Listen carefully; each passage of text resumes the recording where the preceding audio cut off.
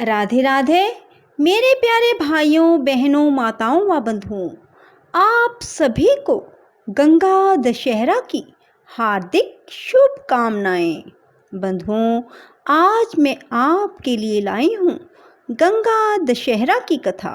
बंधुओं, जिसे सुनने मात्र से ब्रह्मा विष्णु महेश का बेशुमार आशीर्वाद तो मिलेगा ही, साथ ही जो चाहोगे वह भी मिलेगा, अर्थात आपकी हर इच्छा पूरी होगी। बंधुओं, गंगा दशहरा 2020 में 1 जून सोमवार का है। बंधुओं, इस दिन सभी को गंगा जी में स्नान जरूर करना चाहिए। बंधुओं, गंगा जी में स्नान करने से मनुष्य के जन्मों जन्मों के पापों का अंत हो जाता है। बंधुओं, गंगा दशहरा की कथा जो मैं तुम्हें सुनाने जा रही हूँ बहुत ही दिव्य और रहस्यमयी कथा है। गंगा जी के प्राकट्य का ब्रह्मा विष्णु महेश त्रिदेवों से सीधा संबंध रहा है।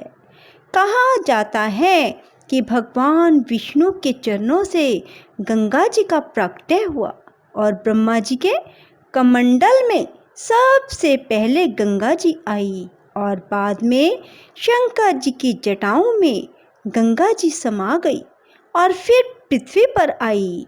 गंगा जी का संबंध त्रिदेवों से है। गंगा दशहरे की कथा को बंधुओं यदि आप पूर्ण विश्वास सच्ची निष्ठा से सुनेंगे तो आपकी हर इच्छा जरूर पूरी होगी। त्रिदेवों की कृपा आप पर बरसने लगेगी। बंधुओं, ये कथा दिव्य और ज्ञानवर्धक है। बंधुओं, इस वीडियो को आखिर तक सुनना और कमेंट बॉक्स में जय माँ गंगा जरूर लिखना। गंगा जी को पृथ्वी की सबसे पवित्र नदी के रूप में माना जाता है।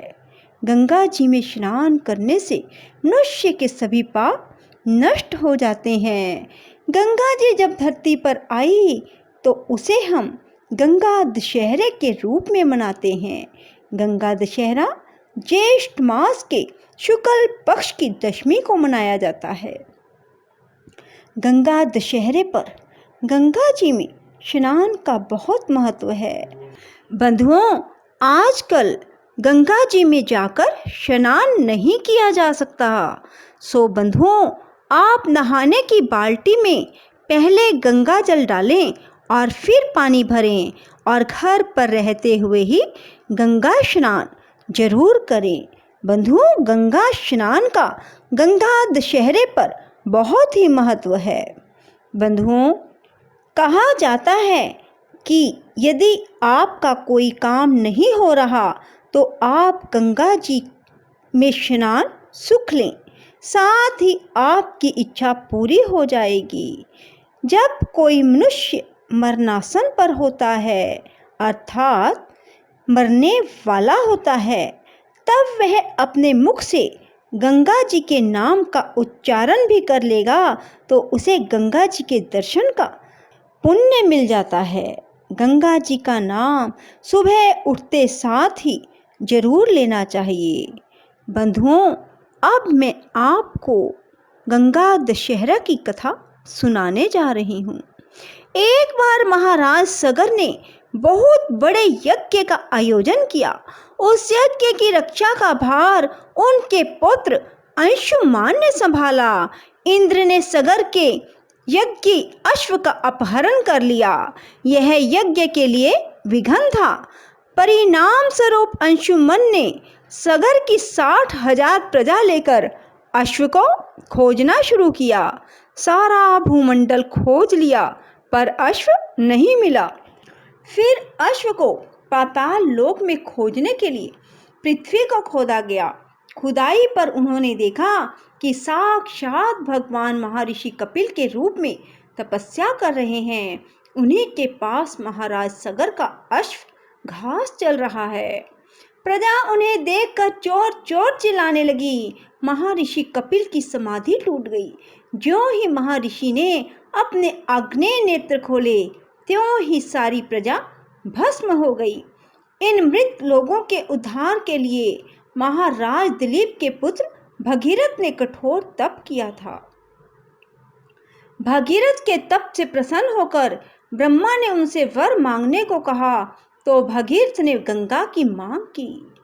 इस पर ब्रह्मा जी ने कहा, राजन, तुम गंगा का पृथ्वी पर अवतरण तो चाहते हो, परंतु क्या तुमने पृथ्वी से पूछा है कि वह गंगा के भार तथा वेग को संभाल पाएगी? मेरा विचार है कि गंगा के वेग को संभालने की शक्ति केवल भगवान शंकर में है। इसलिए उचित यह होगा कि गंगा का भार एवं वेग संभालने के लिए भगवान शिव का अनुग्रह प्राप्त कर लिया जाए। महाराज भगीरथ ने वैसे ही किया। उनकी कठोर तपस्या से प्रसन्न होकर ब्रह्मा जी ने गंगा की धार को अपने कमंडल से छोड़ा। तब भगवान शिव ने गंगा की धारा को अपनी जटाओं में समेटकर जटाएं बांध ली। इसका परिणाम यह हुआ कि गंगा को जटाओं से बाहर निकलने का पथ नहीं मिल सका। अब महाराज भगीरथ को और भी अधिक चिंता हुई। उन्होंने एक बार फिर भगवान शिव की आराधना में घोर तप शुरू किया। तब कहीं भगवान शिव ने गंगा की धारा को मुक्त करने का वरदान दिया। इस प्रकार शिव जी की जटाओं से छूटकर गंगा जी हिमालय की घाटियों में कल कल निनाद करते और मैदान की ओर मुड़ी। इस प्रकार भागीरथ पृथ्वी पर गंगा का वरण करके बड़े भाग्यशाली हुए। उन्होंने जनमानस को अपने पुण्य से उपकृत कर दिया। युगों युगों तक बहने वाली गंगा की धारा महाराज भगीरथ की कष्टमयी साधना की गाथा कहती है। गंगा प्राणी मात्र को जीवन ही नहीं देती, मुक्ति भी देती है। इसी कारण भारत और विदेशों तक में भी गंगा की महिमा गाई जाती है। बोलो गंगा मैया की जय। राधे राधे, जय श्री कृष्णा। बंधुओं, यदि आपको हमारी वीडियो पसंद आए तो इसे लाइक करें और शेयर भी जरूर करें। धन्यवाद।